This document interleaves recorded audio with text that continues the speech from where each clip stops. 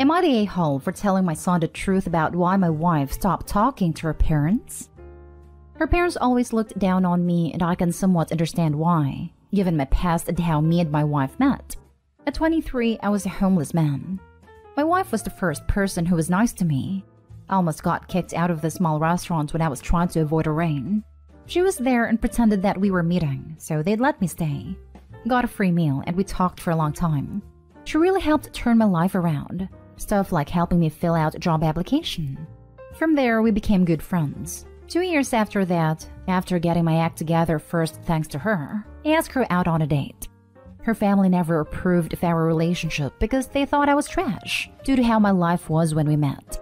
Which again, I get it. But after 4 years of us being in a relationship, and me having the same steady full-time job to help with the bills for years, they didn't even come to the wedding. Then when my son was born a year after, they still wanted nothing to do with us. So we haven't had contact in years since my son was a baby. Now he's 16 and they contacted us out of the blue. They still don't care to talk to either me or my wife, but they were willing to put their feelings aside to get to know him. We never went into details with him about why we don't talk to them, and has never asked much before. We left the choice to him if he'd like to meet them, and he agreed to it. He's gone over to spend time on several occasions the past 3 months. Finally, the other day, he asks us why we didn't keep contact with them. To him, they seemed like nice people, so he doesn't get what the conflict was.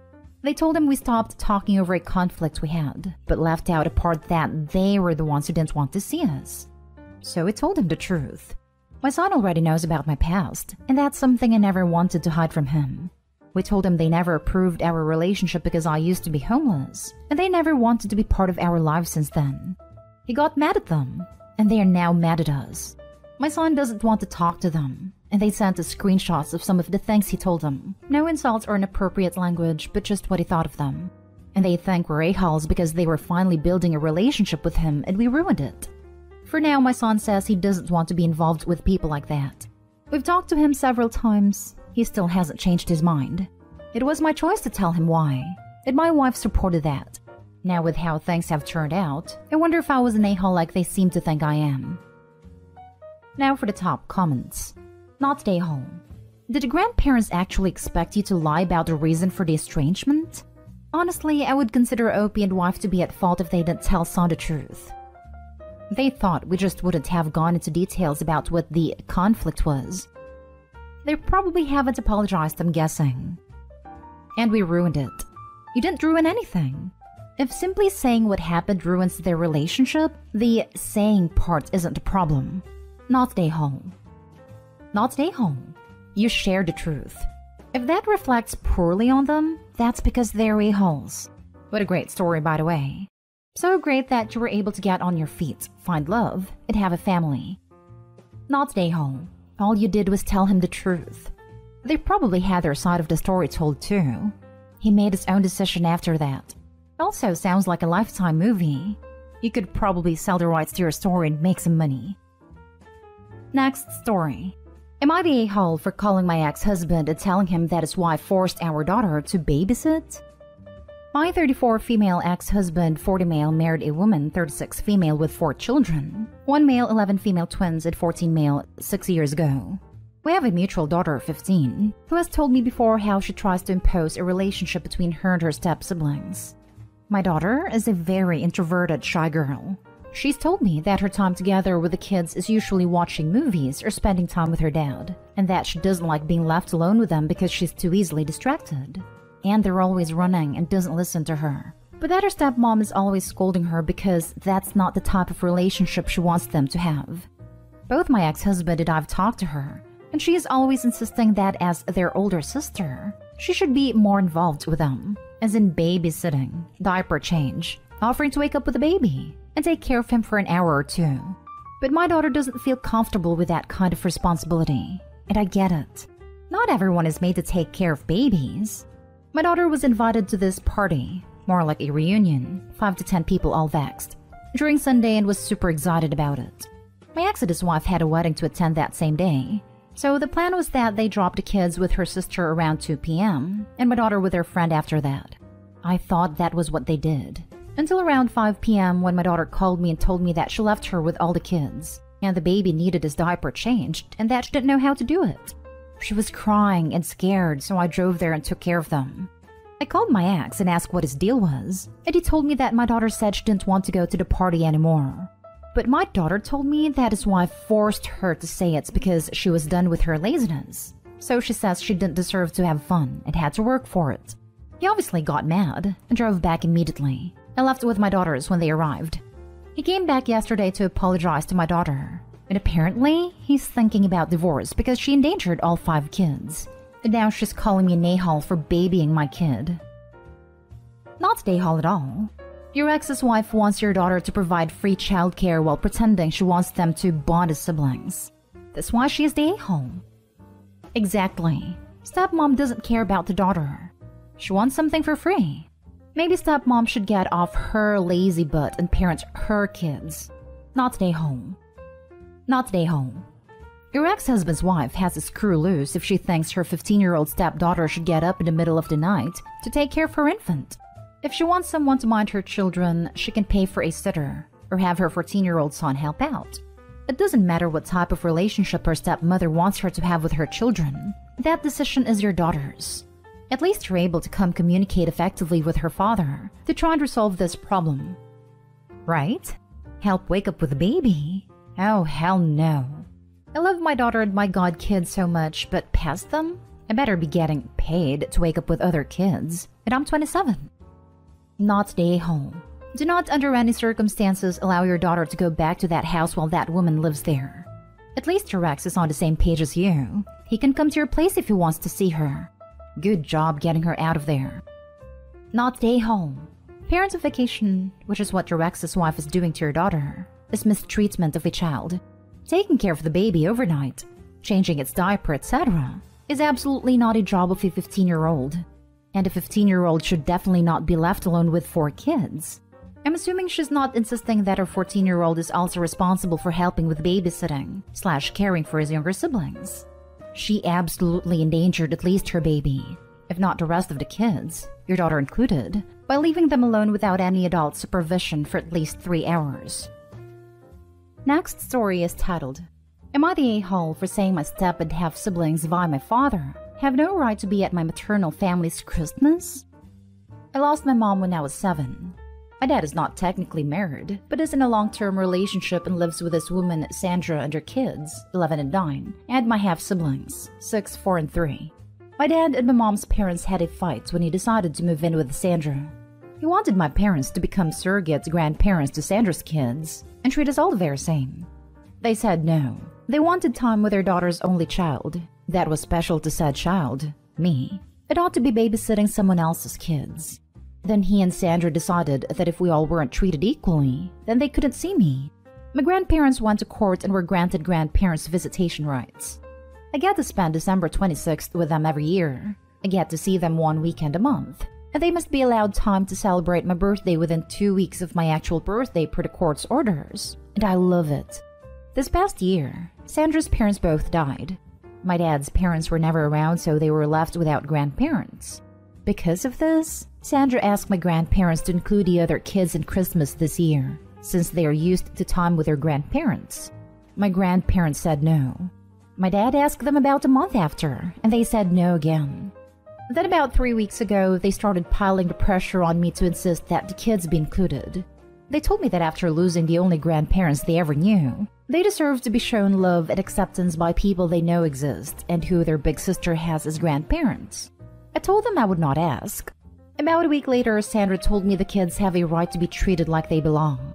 I told her that her kids have no right to attend my maternal family's Christmas, that they are not part of that side of my family, and they are not mine or their responsibility.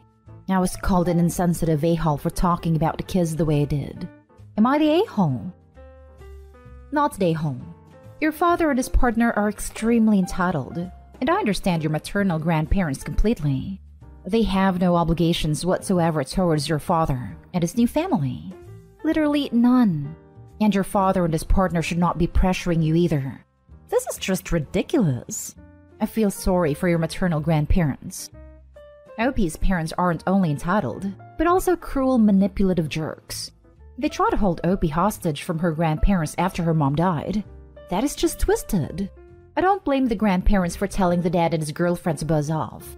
The grandparents love Opie. She's their grandchild. They had to go to court to even be able to see her thanks to Opie's dad. They don't know the other kids, and I'm pretty sure they aren't fond of Opie's dad or his girlfriend for being a-holes to them. I don't get why these two adults are trying to force kids onto people who don't know them. I don't want them. You can't force people to be grandparents because they are older and present. Not they, Hull, but your father and his wife sure are. How dare they try to force a relationship upon your grandparents that they don't want? I love the fact that they whipped his butt in court for grandparents' visitation. Opie's dad and his lady aren't even married. Not that it makes a difference. Next story. Am I the a-hole for refusing to pay step-kids' medical bills? My husband and I are in a conundrum. His ex-wife has custody of his 3 older children. Per court-ordered parenting plan, we are required to provide health insurance for the kiddos. We do, and she has the information. She is required to attempt to use all insurance available, even if it means the kids see different providers, while we are required to pay half of all uninsured costs. She actively refuses to use our provided insurance because it's provided through my employer. She chooses to use her own. It racks up these massive medical bills and expects us to pay half. After paying for 2 medical bills, we have told her we will no longer be paying half unless she attempts to use our health insurance, per the court order. We are not required to pay if she chooses to not use our insurance. She's hot pissed that we won't pay and is bad-mouthing us to the kids, saying we are deadbeats and Dad doesn't care about them, that he cares about our child. We have an 18-month-old together. When we told her we will no longer pay, we provided her with information for providers that accept our insurance in her area. They live in a rural area, so she could easily contact them and get the kids in. They also live less than an hour away from a giant medical campus that only accepts our insurance, and they come up to it all the time to go shopping, so her excuse that it's too far away doesn't hold water. Example of bill we have paid. Middle child had a strep test. Cost before insurance was $400. Mom's insurance paid $200, so we have to split the difference at $100. If she had used our insurance, the bill would have been $0. Are we the a-holes? I feel like we are a little bit, but we also don't feel like shelling out money we don't have to pay bills she is choosing to incur, and we aren't required to, per the court order. Not the a-hole. You have excellent insurance that will avoid medical debt and provides completely for the children. She's putting her pettiness above the children's needs. I would go to the court and explain this, and that her cost would literally be $0 as well, and that she's refusing to go with the best option because of her feelings towards you. She's free to go back to court and ask for a modification to the court order, although I doubt very much she'd like the actual outcome if she did so. Also, telling the children a bunch of demonstrably untrue things in order to poison their relationship with you is something the courts would frown upon when you bring it to their attention. And also, why not use both? My son for a while was covered by 2 insurance plans, and his medical providers already knew what to submit to who in what order, which seems rather obvious, since it increases their likelihood of getting fully paid. I'd be prepared to go back to court on the grounds of parental alienation, not stay home. This isn't a question of AITA. There is a court order, and you are merely following it. I suppose in context, not stay home, but these arguments are what the court order is for. That's what we said. But whenever we have tried to enforce the court order in the past, she throws it back on us, accusing us of starting drama and being a-holes. So at this point, we keep telling ourselves we are doing what is legally required, but she keeps throwing it in our faces. We just tell her required per the court order, and she just can't seem to understand those words. Last story is titled, Am I the a-hole for telling my mom about a message her boyfriend sent me? For context, I, 20 female, received a text late last night from my mom's, 57 female, boyfriend, 53 male. They've been together for a few months and mostly it's been good, but there have been a few fights here and there. For example, a month or so ago, he was making jabs about my mom's weight, and that really hurt her feelings, and frankly, really pissed me off. But he apologized, and we moved past it. Or so I thought. The other morning, they were arguing before they went to work, and I asked her later that day when she got home what the argument was about. She told me he had gone through her phone, and that really upset her because it was a breach of trust. I understood and I left it at that. However, last night he sent me a message around midnight out of the blue. It was pretty long and kind of convoluted, but it basically said that while he was surprised my mom was a BBW when they first met because her photos were so beautiful, he's grown to love her as a person, inside and out, the more he's got to know her. Already a weird start, but bear with me. He then went on to say that he needed me to know the truth, and that my mom was actually cheating on him, and that I loved her, but didn't trust her. Now for today and the reason I'm asking if I'm the a-hole. This morning I showed my mom the message, and she got really angry and showed me proof that he was lying, and that he went through her phone for 5 hours straight while she was asleep, and found nothing but messages to an old hookup from 6 months ago, before they got together. He then pretended to be my mom to this guy and see if he could get info out of him, which was really weird in my opinion. But also, he got nothing. She ended up breaking up with him for trying to come between us and lying to me about her. But I don't know if I was out of line for telling my mom, or potentially being the catalyst to their breakup, even if he was lying. Am I the a-hole? Edit. I forgot to mention that in the message, he also brought up his erectile dysfunction, and that maybe if he was able to have intimacy with her, that she wouldn't have looked elsewhere. Which she didn't. And also, your dysfunction is none of my business. Not an a-hole, and congratulations to your mom for kicking the clown out of her life. Oh my god, this post made my skin crawl. I am so glad mom kicked this dude to the curb and didn't try to pin any blame on Opie. Dude is creepy, and his relationship would have been a crap show. You did the right thing. Why on earth wouldn't you show her these inappropriate and bizarre messages? She's your mother. It is little better than a stranger. Well done for helping her see the horrible truth about it. Thank you. That's what I thought too. My first instinct was that it was strange to be including me in the first place. That's classic early stage mistreatment. He was trying to isolate your mother from her support system. Several classic red flags in your story. A lot of people would have distanced themselves from the awkwardness. Once the isolation succeeds, violence usually follows.